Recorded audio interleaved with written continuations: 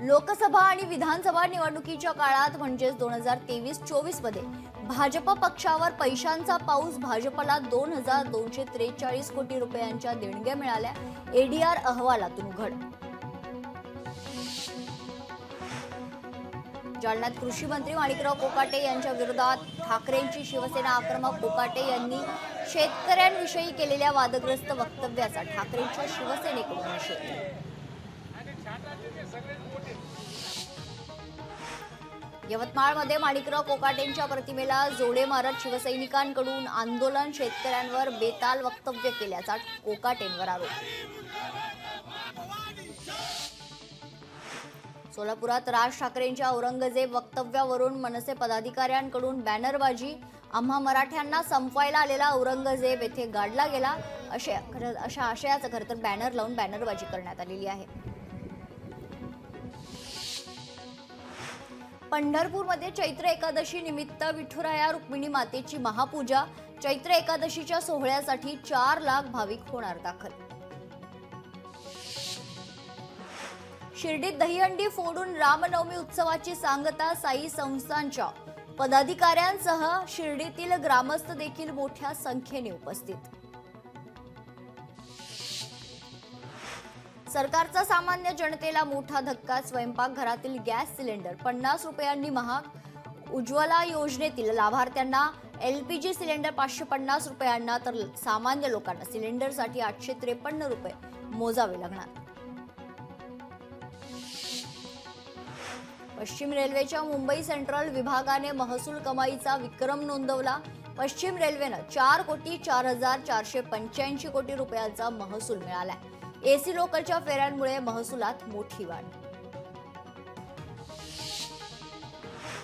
राज्य सरकारच्या दुर्लक्षामुळे बेस्ट उपक्रमाला उतरती कळा. डिसेंबर अखेरीस बेस्टकडे 247 स्वमालकीच्या बस उरण्याची तर शक्यता आहे. तर पुरेशा गाड्या उपलब्ध न केल्यास बेस्टचा प्रवास करताना गैरसोय होण्याची शक्यता आहे.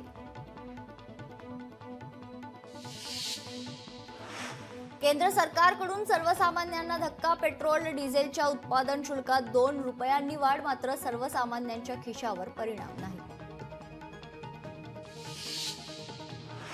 मुंबई महानगरात नागरिकांना उष्णतेच्या झळा. मुंबईत 36 तर ठाण्यात 40 अंश सेल्सिअस तापमानाची नोंद.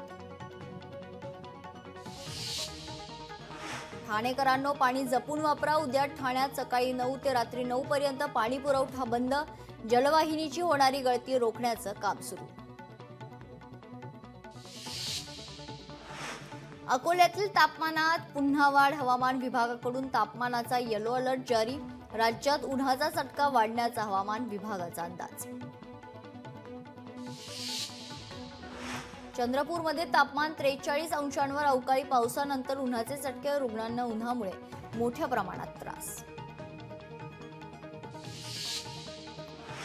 भिवंडीत ठाणे शहर परिमंडळ 2 आयोजित डॉक्टर बाबासाहेब आंबेडकर जयंतीनिमित्त पारितोषिक वितरण. पोलीस आयुक्त विनय देशमुखांच्या हस्ते संपन्न. भिवंडीमध्ये कल्याण रोडवरील अतिक्रमण हटवण्यासाठी महानगरपालिकेची कारवाई. स्थानिक व्यापाऱ्यांमध्ये आणि नागरिकांमध्ये खळबळ. भिवंडीत कॅन्सर लसीकरण शिबिर संपन्न. शिबिरद्वारे 102 तरुणींना फायदा.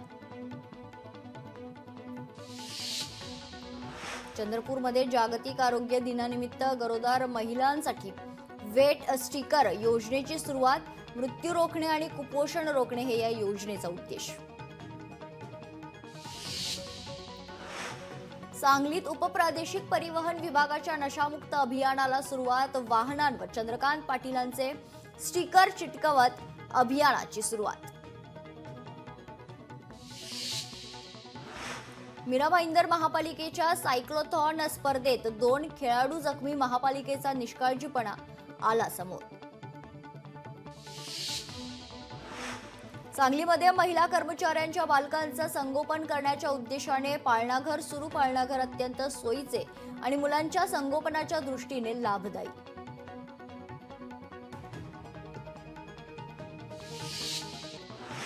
येवल्यात छावा क्रांती सेना उतरली रस्त्यावर. शेतकऱ्यांना संपूर्ण कर्जमाफी देऊन 7/12 कोरा करा.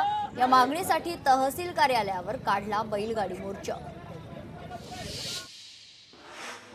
धुळ्यात धुणं भांडी करणाऱ्या महिलेच्या घरात चोरी, 1 लाख रुपये रोकडसह 1 लाख रुपयांचे सोने लंपास केले.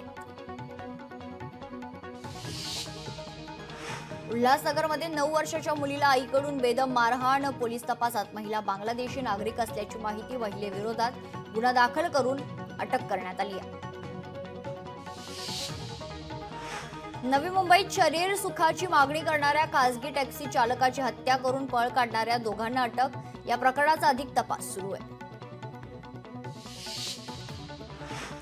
यवतमाळमध्ये जिवंत काडतुसे अग्निशस्त्रासह तलवारी बाळगणारे 2 जणांना हे 2 जण गजाआड झालेले आहेत. 6 आरोपींसह तलवारी जप्त. या प्रकरणी दोघांविरुद्ध गुन्हा दाखल करण्यात आलाय.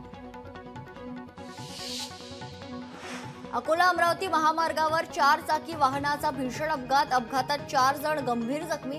गाडीचे नियंत्रण सुटल्याने गाडी डिवायडरला धडकलेली आहे, त्यानंतर पलटली. रत्नागिरीत चोरट्यांमुळे उडाली पोलिसांची झोप. सुपरमार्केटमध्ये खाद्यपदार्थ आणि गल्ल्यातील रोख रक्कम चोरी करून चोर पसार. लोकशाही मराठी ऐका, पहा, जागरूक रहा.